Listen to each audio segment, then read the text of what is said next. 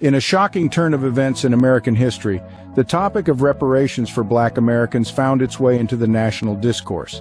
A presidential candidate stepped up, placing reparations firmly on the national agenda. A momentous occasion, yet it was conveniently swept under the rug by mainstream media. This groundbreaking candidate was a woman, Marianne Deborah Williamson, an accomplished author, speaker, and politician. Her campaign, launched on January 28, 2019, in front of 2,000 people in Los Angeles, was unlike any before it. One of her primary political agendas was to repair Black communities affected by the United States slave trade. Your opponents support a commission to study the issue of reparations for slavery, but you are calling for up to $500 billion in financial assistance.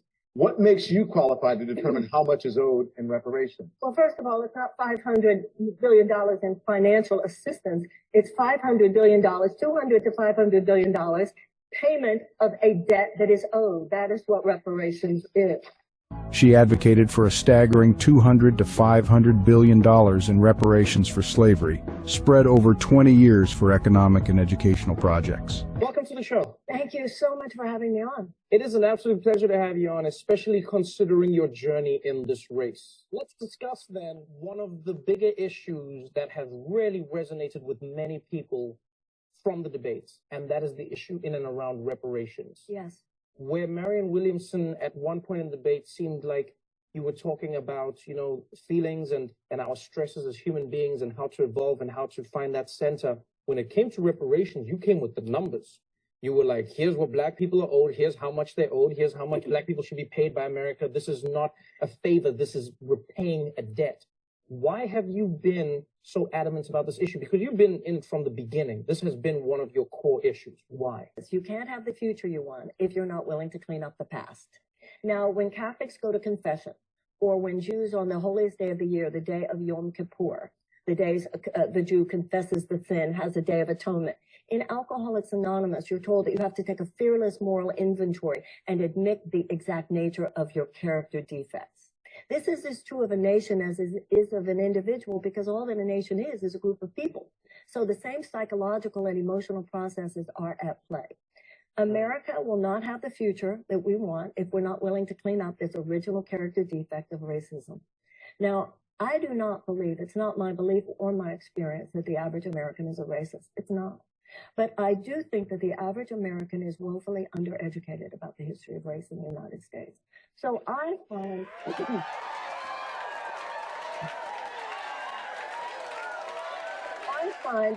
this in the whitest states in America, that when you actually, I become a little American history teacher for a few minutes, and I talk about the fact that the first slaves were brought over enslaved persons brought over in 1619, of slavery not abolished till 1865. That's 250 years, followed by another 100 years of institutionalized violence against Black people.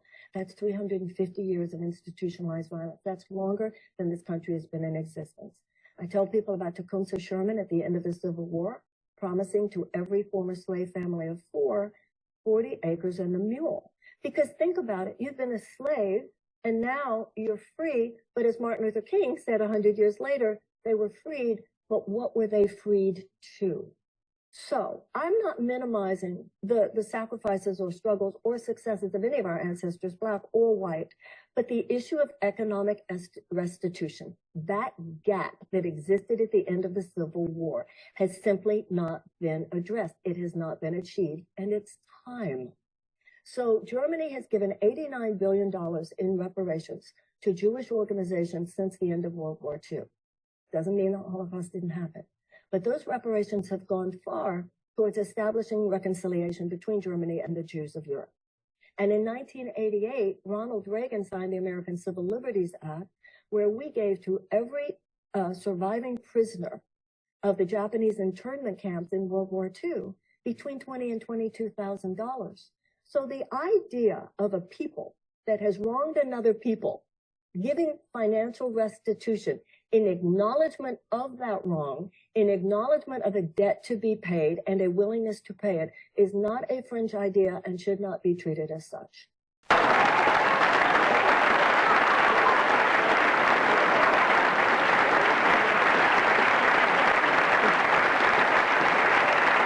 While Williamson's campaign was gaining momentum, the nation's focus abruptly shifted.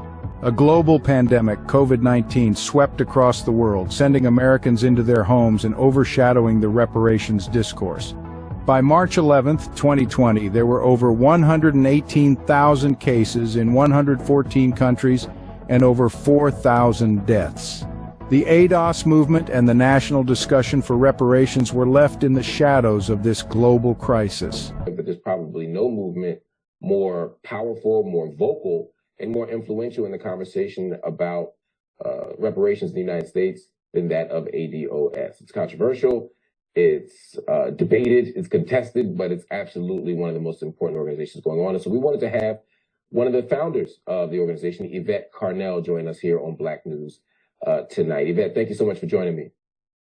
Thank you for having me, Mark. I appreciate it. So talk to me about that claim right there. Wealth is plundered, wealth must be repaid.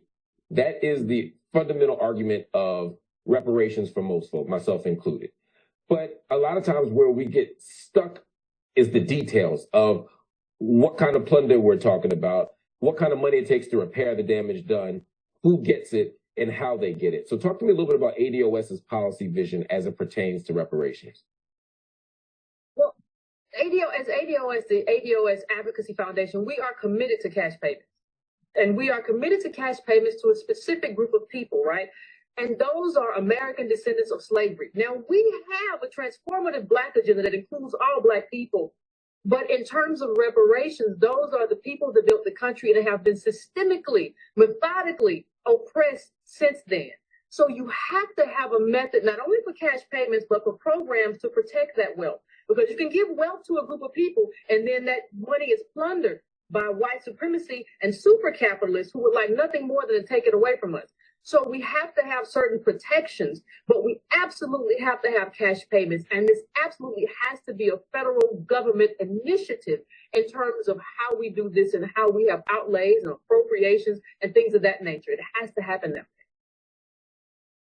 way. Cash payments, how much we talking? I like to talk about it as a down payment. I don't like to talk about it because I always say it this way. It takes a lot more time to heal a wound than it takes to inflict a wound. And America has been inflicting a wound for 400 years plus. So it's going to take longer than that to actually heal that wound and close the racial wealth gap, which we like to call the lineage wealth gap. It's going to take longer than that. So I like to call it a down payment. But I think we're talking about at least 20 trillion. That's where we are. Down payment. $20 trillion. So it's an interesting number when you think about what happened during the pandemic, when American capitalism was on the brink, when Trump's presidency was looking shaky, when the heads of multinational corporations were like, what are we going to do? They found $1 trillion real quick for America, right? What makes me qualified to say 200 to $500 billion? I'll tell you what makes me qualified. If you did the math of the 40 acres and a mule, given that there was 4 to 5 million slaves at the end of the Civil War, there were 4 to 5, and they were all promised 40 acres and a mule for every family of 4. If you did the math today, it would be trillions of dollars. And I believe that anything less than $100 billion is an insult. And I believe that 200 to 500 billion is politically feasible today. But another national story soon began to dominate headlines. The immigrant crisis. 3 of the country's biggest cities now say their areas are almost at capacity for handling the surge of migrants currently pouring over the U.S.-Mexico border. The immigrant crisis, led by President Joe Biden, shifted the conversation away from reparations for Black Americans. Ignoring the economic issues affecting Black minorities, the Biden administration focused on immigrant rights. Vice President Biden, do you support reparations? I mean, since I haven't spoken on this, got a chance. Number one, the reason we're the country we are is because of immigration. We've been able to cherry pick the best from every single continent. The people who come here have determination, resilience. They are ready to stand up and work like the devil. This move put Native minority New Yorkers out of work, leading to homelessness and joblessness for foundational Black Americans and second and third generation of legal immigration. The policy direction seemed to undermine the Black vote by granting illegal immigrants the right to vote. Appeals court hearing arguments about whether people who live permanently in the city but aren't U.S. citizens should be able to vote in local elections. A law granting them voting rights was approved back in 2021, but halted after a group of Republicans sued the city. The dire need for emergency economic empowerment and investment in Black Americans, especially Black males who are most likely to be victims of violence, has never been more evident. To summarize, the reparations discourse in the United States, ignited by Marianne Williamson's presidential campaign, was overshadowed first by COVID-19 and then by the immigrant crisis. The pressing need for economic empowerment and investment in Black Americans remains as the nation grapples with pandemic recovery and immigration policies. This is the untold story of reparations, a narrative of distraction and delay. A call to action is needed to support the community messenger movement and the at-risk movement to bring this issue back into the national discourse.